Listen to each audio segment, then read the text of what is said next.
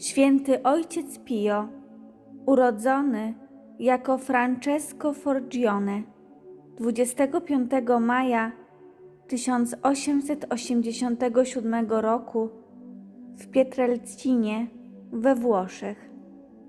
Jest jedną z najbardziej czczonych postaci w historii Kościoła katolickiego.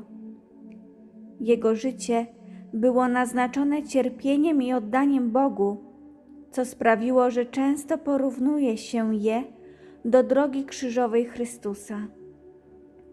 Ojciec Pio przeżył swoje życie w duchu głębokiej pokory, ofiarności i miłości, co uczyniło go przykładem dla wielu wiernych na całym świecie. Dzieciństwo i wczesne życie. Ojciec Pio przyszedł na świat w skromnej rodzinie rolników, Grazio i Giuseppe Forgione, w jednym z najbiedniejszych regionów Włoch. Od najmłodszych lat doświadczał trudności i ubóstwa. Wczesne życie ojca Pio było naznaczone nie tylko biedą, ale również bólem spowodowanym utratą trójki rodzeństwa, które zmarły w okresie niemowlęcym. Rodzina Forgione, mimo ciężkiej sytuacji materialnej, była głęboko religijna. Ojciec Pio już jako dziecko czuł powołanie do życia zakonnego i w wieku 15 lat wstąpił do zakonu kapucynów, przyjmując imię Pio na cześć świętego Piusa V, patrona Pietrelcini. Kapłaństwo i objawienie stygmatów. Życie ojca Pio w zakonie kapucynów było pełne wyrzeczeń i duchowych zmagań. Święcenia kapłańskie przyjął w 1910 roku, ale to dopiero początek jego wyjątkowej drogi. Już od młodości doświadczał licznych chorób, które towarzyszyły mu przez całe życie. Od silnych bólów głowy, przez problemy z oddychaniem, aż po trudności trawienne czy nowotwór płuc. Jednak to, co najbardziej wyróżniło ojca Pio, to jego stygmaty, znaki męki Chrystusa, które pojawiły się na jego ciele. Pierwszy raz objawiły się one w 1918 roku i pozostawały na jego ciele przez kolejnych 50 lat.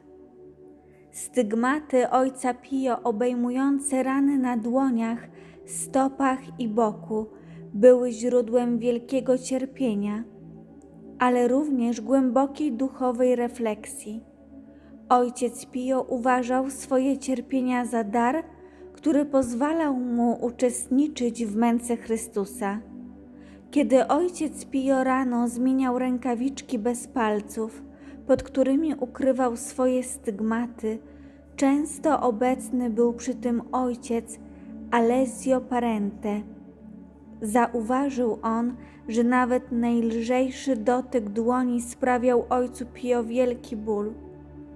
Kierownik duchowy, ojciec Benedetto Nardella, wspominał, że ojciec Pio mówił o swoich cierpieniach jako o skarbach cenniejszych niż złoto. Te doświadczenia były dla niego nie tylko fizycznym, ale i duchowym wyzwaniem, które przeżywał z głęboką pokorą i wiarą. Duchowa walka i kontrowersje. Popularność ojca Pio szybko rosła, przyciągając zarówno wiernych, jak i sceptyków. Jego cudowne uzdrowienia, dar bilokacji i proroctwa sprawiły, że do klasztorów San Giovanni Rotondo zaczęły napływać tłumy pielgrzymów. Nie wszyscy jednak patrzyli na niego przychylnie. W kościele pojawiły się głosy krytyczne, a niektórzy duchowni i świeccy oskarżali go o fałszerstwo i histerię. W rezultacie święte oficjum, obecnie Kongregacja Nauki Wiary, nałożyło na ojca Pio szereg ograniczeń, w tym zakaz publicznego odprawiania mszy świętej i spowiadania. Przez pewien czas mógł sprawować mszę świętą jedynie za zamkniętymi drzwiami. Ojciec Pio znosił te restrykcje z pokorą, wierząc, że są one częścią Bożego planu dla niego. Powtarzał, że ręka Kościoła, choćby raniła, jest ręką matki. Nawet w obliczu tak trudnych doświadczeń ojciec Pio pozostawał posłuszny woli Kościoła, kontynuując swoje duchowe posługiwanie w milczeniu i modlitwie. Ostatnie lata i dziedzictwo. W 1933 roku restrykcje wobec ojca Pio zostały częściowo zniesione, co pozwoliło mu na powrót do pełnienia kapłańskich obowiązków. Pomimo licznych ataków ze strony krytyków, ojciec Pio pozostał niezmiennie oddany swojej posłudze. Jego życie wypełnione było modlitwą, cierpieniem i posługą na rzecz innych. W San Giovanni Rotondo założył dom ulgi w cierpieniu, nowoczesny szpital, który stał się jednym z głównych dzieł miłosierdzia tego świętego. Ojciec Pio zmarł 23 września 1968 roku, pozostawiając po sobie ogromne dziedzictwo duchowe. Jego kanonizacja przez papieża Jana Pawła II w 2002 roku była potwierdzeniem jego świętości. Do dziś miliony wiernych odwiedzają jego grób, modlą się za jego wstawiennictwem i szukają inspiracji w jego życiu. Znaczenie cierpienia w duchowości ojca Pio. Cierpienie zajmowało centralne miejsce w duchowości ojca Pio, widząc w nim środek do oczyszczenia duszy i zbliżenia się do Boga. Ojciec Pio podkreślał, że cierpienie przyjęte z miłością i ofiarowane Bogu ma wielką wartość. Jego życie było świadectwem tego, że cierpienie nie jest jedynie przekleństwem, ale może być także drogą do świętości. W jednym ze swoich listów napisał: „Wierz mi, mój Ojcze, że moje cierpienie są dla mnie źródłem radości. Sam Jezus chce moich cierpień, potrzebuje ich dla dusz”. Te słowa oddają Jego głęboką wiarę i zrozumienie tajemnicy krzyża, którą żył na co dzień. Ojciec Pio nauczał, że cierpienie, jeśli jest ofiarowane z miłością, może stać się narzędziem zbawienia dla innych dusz. Współczesne znaczenie świętego ojca Pio. Ojciec Pio pozostaje inspiracją dla wielu wiernych na całym świecie. Jego życie jest dowodem na to, że nawet w obliczu cierpienia i prześladowań można pozostać wiernym Bogu i Kościołowi.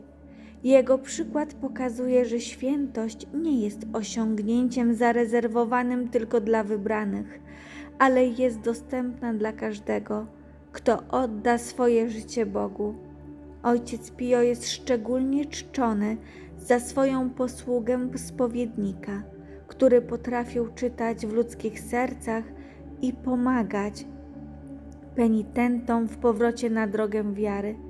Jego świętość i liczne cuda, które miały miejsce za jego życia i po jego śmierci, przyciągają do jego sanktuarium w San Giovanni Rotondo rzesze pielgrzymów poszukujących pocieszenia, uzdrowienia i duchowego wsparcia.